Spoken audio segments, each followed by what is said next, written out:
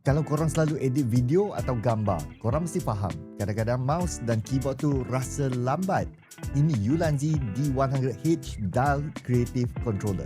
Dial ni bagi korang physical control untuk kerja kreatif.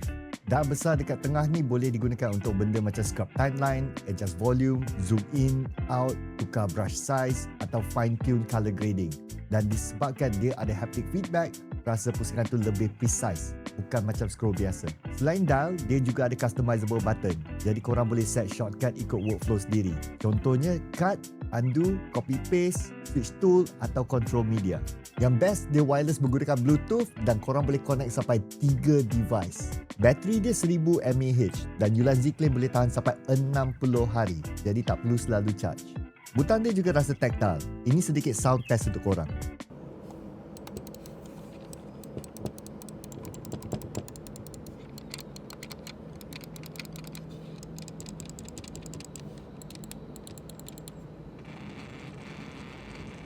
Secara keseluruhan, aku suka design low profile dial ni. Dan dial ni memang sesuai untuk content creator yang banyak edit video ke gambar ke, yang nak workflow yang lebih kemas dan juga cepat.